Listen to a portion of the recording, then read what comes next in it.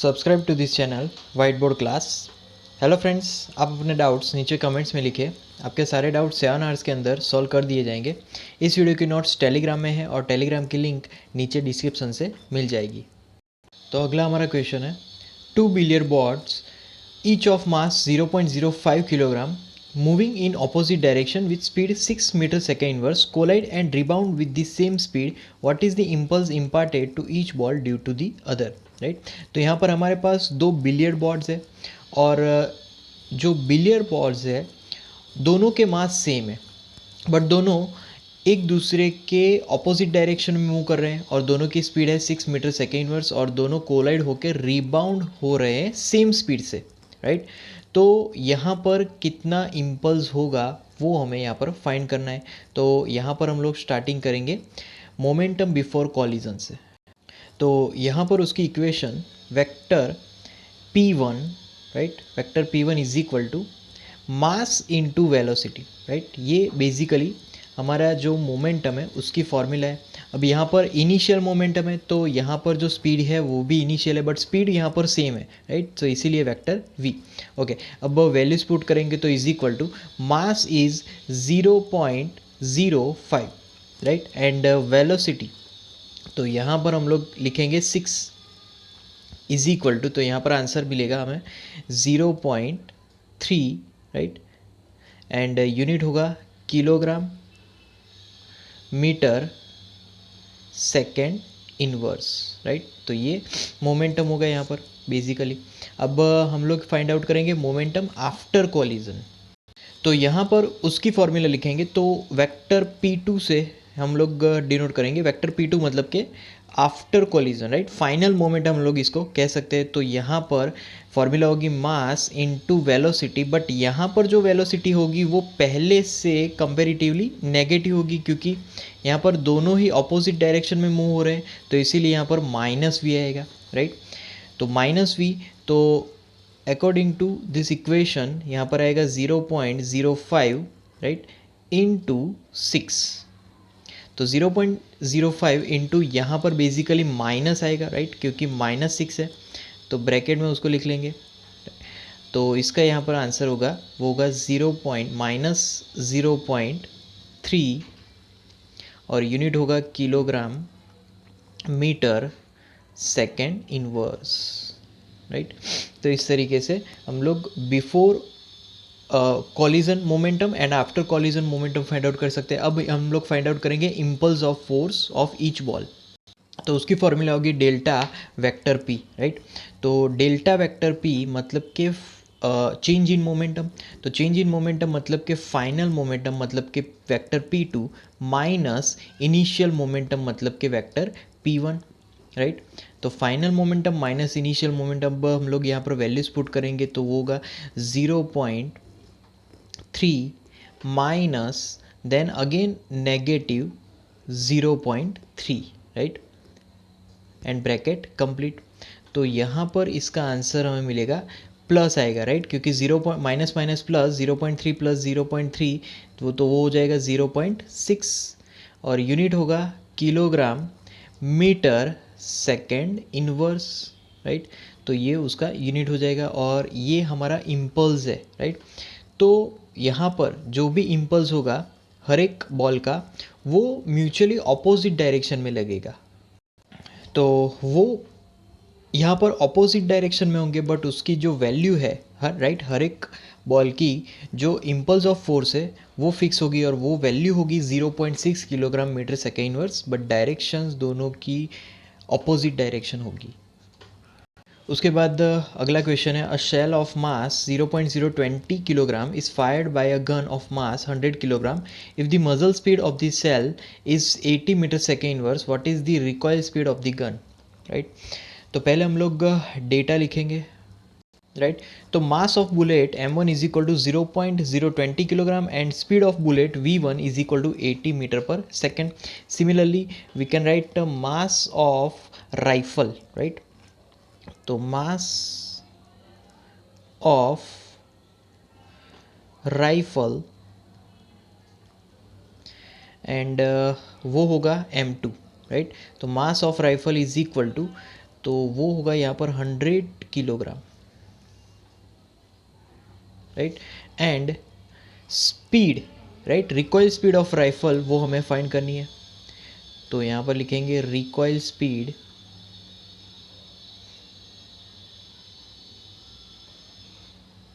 Of rifle, right. तो recoil speed of rifle को हम लोग यहाँ पर V2 से डिनोट करेंगे एंड वो बेसिकली हमें फाइंड करनी है। तो यहाँ पर हम लोग कंजर्वेशन लॉ ऑफ मोमेंटम का यूज़ करेंगे। तो by law of conservation of linear momentum, right, तो यहाँ पर 0 is equal to m1 v1 plus m2 v2, right.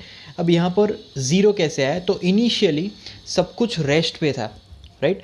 Finally अगर हम लोग आफ्टर फायरिंग अगर बात करें तो वहाँ पर बुलेट और राइफल दोनों ही मोशन में है, बट इनिशियली वो दोनों ही रेस्ट पे थे, राइट।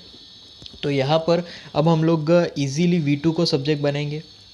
तो V2, right, V2 subject is equal to then minus m1 upon m2 into V1, right. V1 multiplication में आएगा। अब वैल्यूज पुट करेंगे तो इज इक्वल टू पहले आएगा नेगेटिव, देन ब्रैकेट में फर्स्ट m1 यहाँ पर है 0.020 अपॉन m2 की वैल्यू यहाँ पर 100, right, bracket complete, and then V1 की वैल्यू यहाँ पर 80।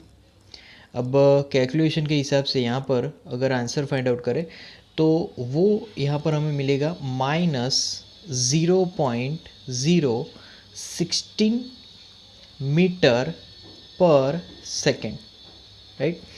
तो यहाँ पर बेसिकली हमारा आंसर नेगेटिव मिला। तो नेगेटिव साइन का यहाँ पर मतलब है कि राइफल और बुलेट दोनों ही एक दूसरे के ऑपोजिट डायरेक्शन में है, राइट। उसके बाद अगला क्वेश्चन है, batsman deflects a ball by an angle of 45 degree without changing its initial speed which is equal to 54 kilometre per hour. What is the impulse imparted to the ball? Mass of the ball is 0.15 kilogram, right. तो यहाँ पर पहले ये question हम लोग assumption से start करेंगे। So let I hat and j hat be unit vector in x and y directions, right? तो यहाँ पर जैसे इनिशियल मोमेंटम की अगर बात करें तो initial momentum p1 is equal to mass into initial speed, right. तो यहाँ पर जो बैट्समैन है वो बॉल को डिफ्लेक्ट कर रहा है 45 डिग्री एंगल पे, राइट। अब उसकी जो इनिशियल स्पीड है वो यहाँ पर चेंज नहीं हो रही है और इनिशियल स्पीड की वैल्यू है 54 किलोमीटर पर आवर। तो इनिशियल और फाइनल स्पीड दोनों ही सेम है। तो यहाँ पर जो इम्पल्स इम्पार्ट हो रहा है वो फाइंड आउट कर रहा है, राइट। तो P1 की value, P1 formula mv1 and P2 formula, right. तो comma P2 is equal to mass into final speed, right. तो यहाँ पर अगर थीटा की बात करें तो थीटा की वैल्यू बेसिकली टोटल जो वैल्यू है वो है 45 angle, right.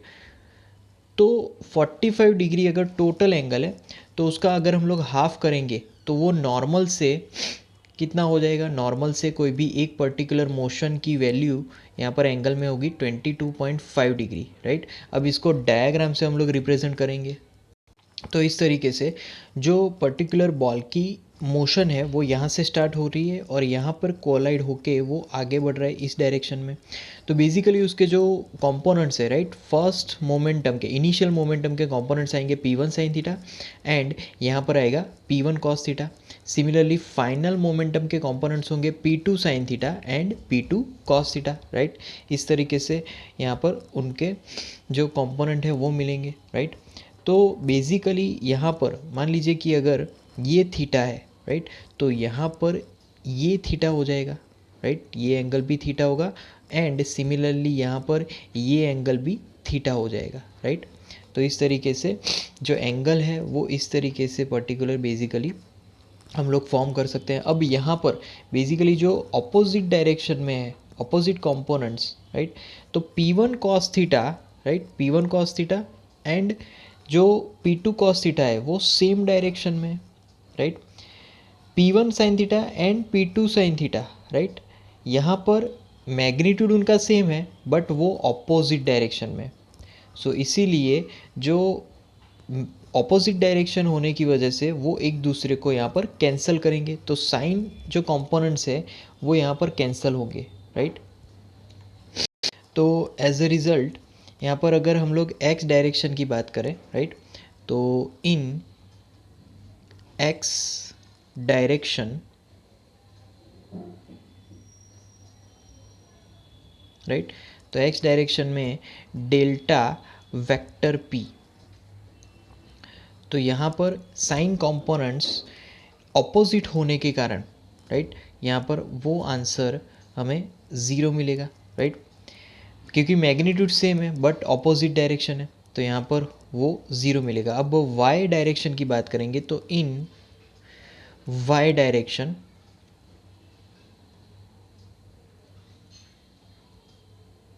Right, in Y direction तो delta vector P is equal to, तो इस तरीके से ये इक्वेशन में नेगेटिव नेगेटिव पॉजिटिव हो जाएगा, क्योंकि ये वाई डायरेक्शन के कंपोनेंट्स है। वाई डायरेक्शन के कंपोनेंट्स मतलब कि कॉस थीटा वाले कंपोनेंट, राइट। तो यहाँ पर मोमेंटम सेम मिलेगा क्योंकि सेम मास और सेम स्पीड है, राइट। तो P into cos theta into J hat, right, that is addition by P cos theta J hat, right, दोनों का यहाँ पर एडिशन होगा।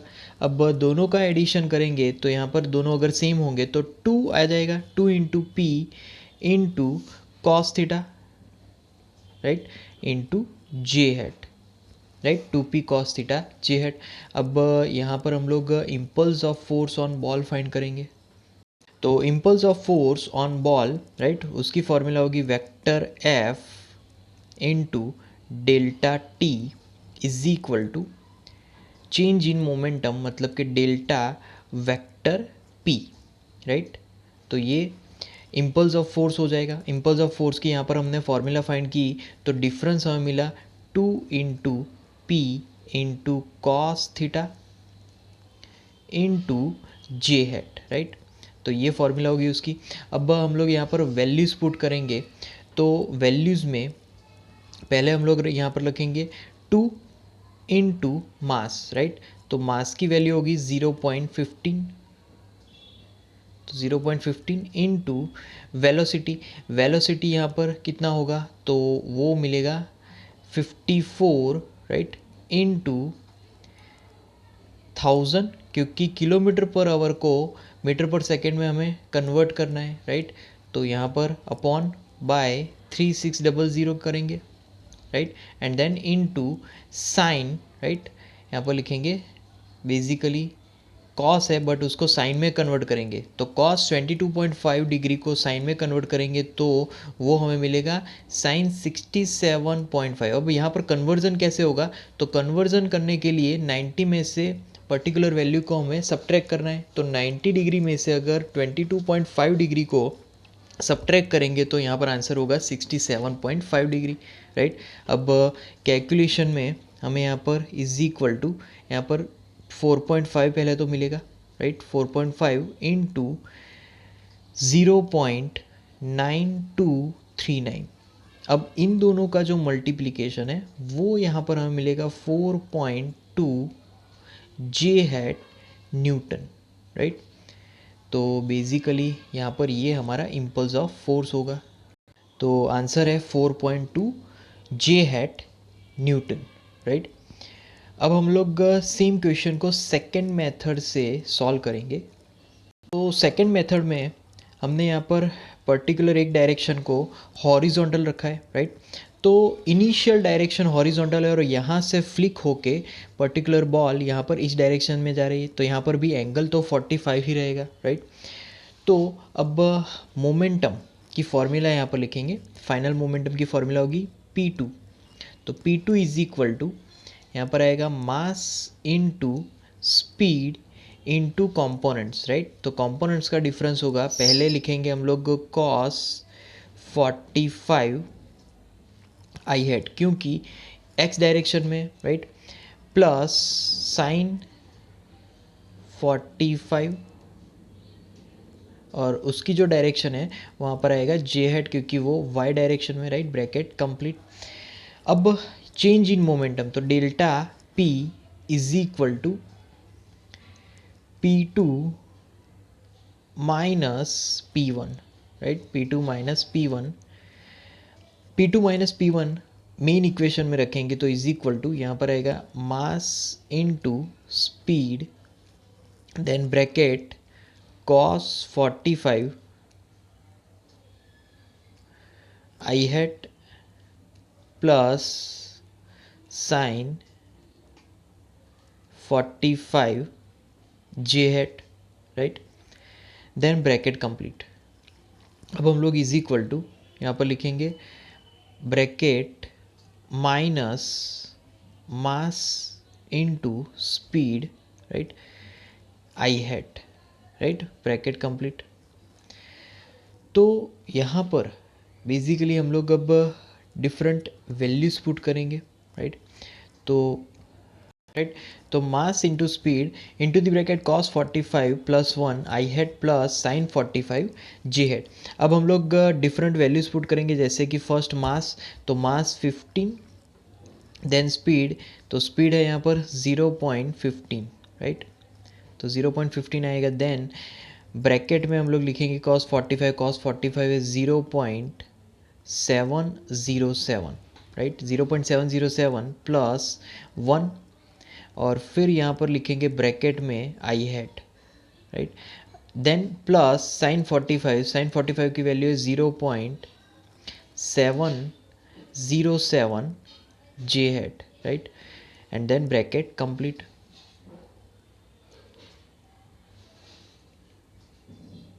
ओके, देन आफ्टर अब इज इक्वल टू, इसको सिंप्लीफाई करेंगे तो 2.22, राइट, देन ब्रैकेट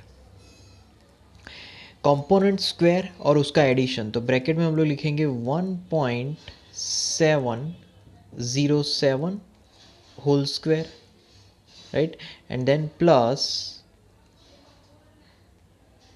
ब्रैकेट में 0.707 bracket complete and then square, right.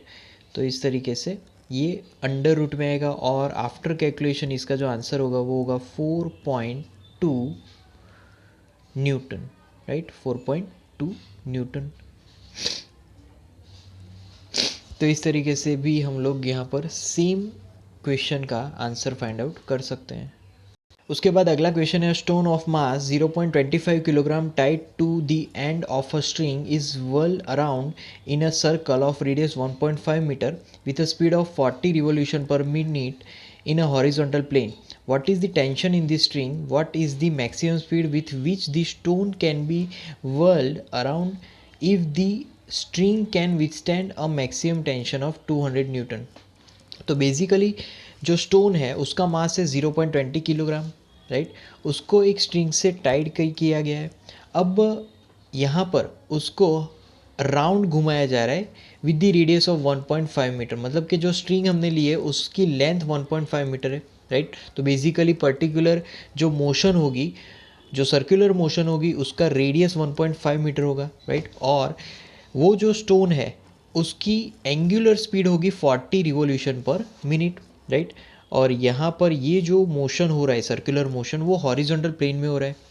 तो स्ट्रिंग में कितना टेंशन है वो फाइंड करना है और यहाँ पर मैक्सिमम स्पीड कितनी हो सकती है, राइट, वो फाइंड करना है जब मैक्सिमम टेंशन 200 न्यूटन हो तब। तो पहले हम लोग यहाँ पर स्टार्ट करेंगे डेटा से। पहले हम लोग मास लिखेंगे, मास ऑफ स्टोन, तो m इज इक्वल टू उसकी वैल्यू है 0.25 किलोग्राम, राइट, ये है मास ऑफ स्टोन। उसके बाद यहाँ पर रेडियस, तो रेडियस दिया गया है, रेडियस मतलब कि लेंथ ऑफ द स्ट्रिंग वो दी गई है 1.5 मीटर, राइट। उसके बाद आगे यहाँ पर फोर्स, तो फोर्स की वैल्यू है, force is equal to 200 newton, right. उसके बाद यहाँ पर ओमेगा एंगुलर स्पीड, तो omega is equal to 40 revolution per minute, right, 40 revolution per minute, right. तो इस तरीके से सारी वैल्यूज़ दी गई है। अब जो 40 रिवॉल्यूशन पर मिनट है उसको हमें पहले कन्वर्ट करना है रेडियन पर सेकेंड में, राइट। तो रेडियन पर सेकेंड में कन्वर्ट करने के लिए यहाँ पर उसको बेसिकली 2π/60 से मल्टीप्लाई करेंगे, तो 40 into 2π, right, 2 into pi upon यहाँ पर करेंगे 60, तो इज इक्वल टू यहाँ पर इसका जो सॉल्यूशन होगा, राइट, वो रेडियन पर सेकेंड में होगा, राइट। तो यहाँ पर डायरेक्टली हम लोग लिख सकते हैं रेडियन पर सेकेंड। ओके, अब उसके बाद हम लोग लीनियर स्पीड फाइंड करेंगे। लीनियर स्पीड की फॉर्मूला है v is equal to R into omega, right. तो r इंटू ओमेगा मतलब कि रेडियस यहाँ पर हम लोग लिखेंगे 1.5 इंटू ओमेगा, ओमेगा की वैल्यूज़ है 40 into 2 into pi upon 60, right. अब आफ्टर कैलकुलेशन यहाँ पर हमारा जो आंसर होगा वो होगा 2 pi metre second inverse, right. तो ये लीनियर स्पीड होगी। अब जब यूनिफॉर्म सर्कुलर मोशन होगा तब वहाँ पर सेंट्रीपिटल फोर्स और टेंशन दोनों ही सेम होंगे, राइट। तो centripetal force is equal to tension, तो इस हिसाब से यहाँ पर हम लोग फॉर्मूला लिख सकते हैं m into V square, right, upon R. ये हमारा सेंट्रीपिटल फोर्स होगा and that is equal to tension T, right. Tension जो स्ट्रिंग में क्रिएट होगा वो, अब यहाँ पर वैल्यूज पुट करेंगे तो 0.25, right, into V square. V square मतलब कि 2π का स्क्वायर मतलब कि 4π स्क्वायर आएगा, right, upon 1.5, right, is equal to tension T। अब वैल्यूज पुट करेंगे तो हमें यहाँ पर टेंशन मिलेगा T is equal to, basically वो वैल्यू होगी 6.57 न्यूटन, राइट। अब उसको राउंडिंग ऑफ करेंगे तो टेंशन T मिलेगा T is equal to 6.6 newton, right. तो ये हमारा टेंशन की वैल्यू होगी। अब सेकंड सब क्वेश्चन में हमें पूछा गया है कि अगर टेंशन 200 प्रोवाइड हो, राइट, तो तब स्पीड कितनी होनी चाहिए वो हमें फाइंड करनी है, राइट। तो now T is equal to 200 newton, right. तो T is equal to 200 newton, उसके अकॉर्डिंग अब हम लोग फॉर्मूला अगेन लिखे, सेंट्रीपिटल फोर्स मतलब के mass into V square upon R is equal to, अब यहाँ पर नया टेंशन आ चुका है तो उसको T डैश लिखेंगे, तो यहाँ पर T डैश मतलब के 200 न्यूटन, राइट। अब यहाँ पर वी स्क्वायर को सब्जेक्ट बनाएंगे क्योंकि वी स्क्वायर हमें फाइंड करना है, तो V square is equal to formula हो जाएगी यहाँ पर R into T dash upon R into T dash upon mass M, right.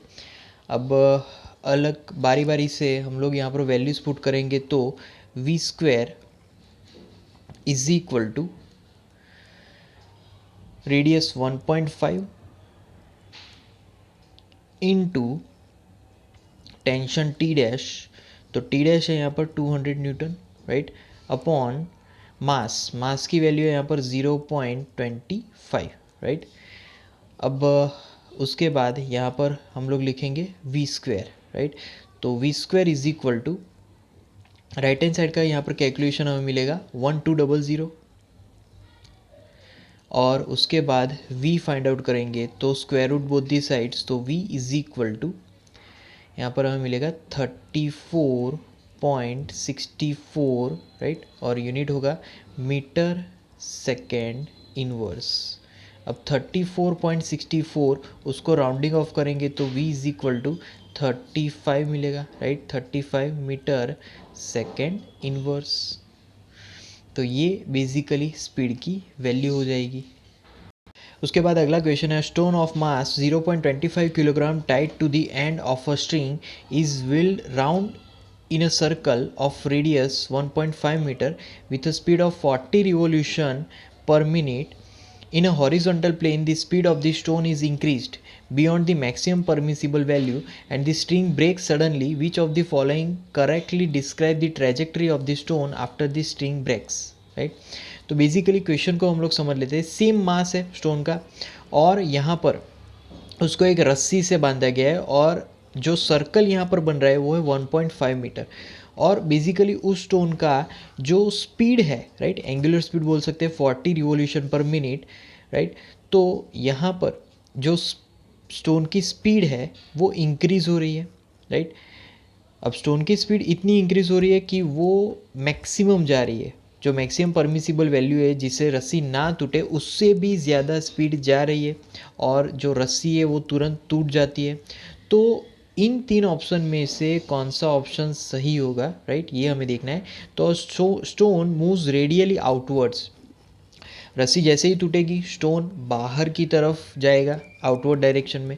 B, the stone flies off tangentially from the instant the string breaks, जैसे ही रस्सी टूटेगी जो stone है वो टेंजेंशियल डायरेक्शन में जाएगा, राइट, ये दूसरा ऑप्शन है। और तीसरा ऑप्शन है the stone flies off at an angle with the tangent whose magnitude depends on the speed of the particle, right.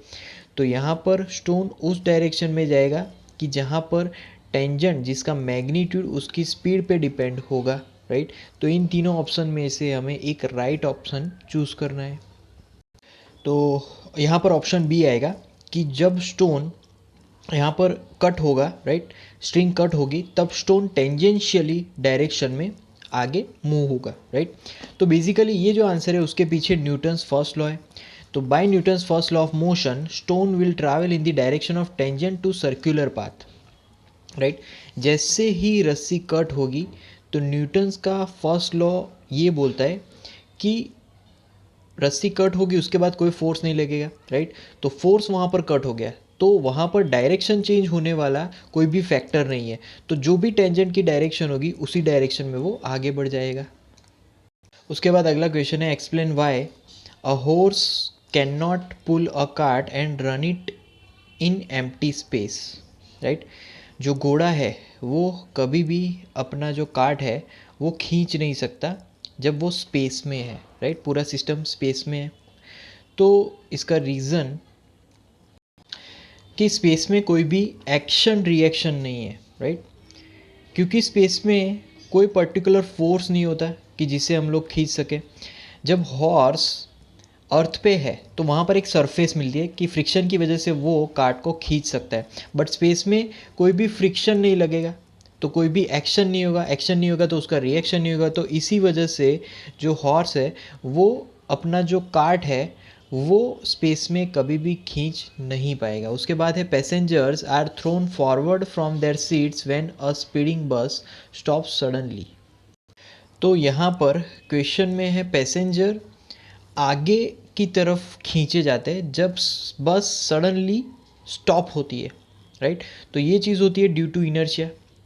जब इनर्शिया लगता है तब इनर्शिया की वजह से, इनर्शिया मतलब कि एक स्टेट है कि जहाँ पर ऑब्जेक्ट चेंज होना नहीं चाहती, तो एज ए रिज़ल्ट जो पर्टिकुलर बस है वो तो रुक जाती है बट जो पर्सन है वो रुकना नहीं चाहते, राइट, इसीलिए वो आगे की तरफ पुल हो जाते हैं। तो इनर्शिया की वजह से पैसेंजर्स आर थ्रोन फॉरवर्ड। उसके बाद है, it is easier to pull a lawn mower than to push it. तो जो लोन मोवर है उसको पुल करना इजी रहता है पुश करने से। तो यहाँ पर बेसिकली जब लॉन मोवर है, राइट, उसको जब पुल करते हैं तो उसके जो कंपोनेंट है वो कुछ इस तरीके से होंगे, राइट, ये पुलिंग तो फोर्स इस डायरेक्शन में लगेगा तो उसके कंपोनेंट इस तरीके से डिस्ट्रीब्यूट होंगे, राइट। थीटा यहाँ पर होने की वजह से ये एफ कॉस थीटा हो जाएगा और ये एफ साइन थीटा हो जाएगा। अब जो वेट है, राइट, वो ऑलवेज डाउनवर्ड डायरेक्शन में होगा। तो यहाँ पर क्या हुआ कि एफ साइन थीटा और एम जी दोनों एक दूसरे के ऑपोजिट हो गए। तो यहाँ पर जो एफर्ट लगाना पड़ेगा वो कम हो जाएगा, क्योंकि ये एक दूसरे के ऑपोजिट हो गए। तो सब्ट्रैक्शन से वैल्यू और कम होगी, फोर्स जो एफर्ट लगाना पड़ेगा वो और कम हो जाएगा। तो इसीलिए यहाँ पर पुलिंग ईजी रहेगा। अब देखते हैं जो पुशिंग है वो कैसे हार्ड है। तो यहाँ पर पुश करने से क्या होगा कि फोर्स इस डायरेक्शन में लगेगा, तो उसके कंपोनेंट एक डाउनवर्ड डायरेक्शन में जो कि एफ साइन थीटा होगा, और एक हॉरिजॉन्टल होगा जो कि एफ कॉस थीटा होगा, राइट। अब जो एफ साइन थीटा है और एम जी है, दोनों एक ही डायरेक्शन में मिल रहे हैं, मतलब कि M G plus F sine theta हो जाएगा। तो वहाँ पर इस फोर्स को बैलेंस करने के लिए और एफर्ट लगाना पड़ेगा, राइट। तो एफर्ट यहाँ पर बढ़ जाएगा, तो इसीलिए ज़्यादा पुश करना पड़ेगा पुलिंग की कंपैरिजन में। तो इसीलिए यहाँ पर पुल ज़्यादा इजी रहेगा और पुश थोड़ा सा हार्ड हो जाएगा। उसके बाद अगला क्वेश्चन है, a cricketer moves with his hand backward while holding a catch, right. तो क्रिकेटर थोड़ा सा अपने हाथों को पीछे लेता है जब वो एक कैच करता है, राइट।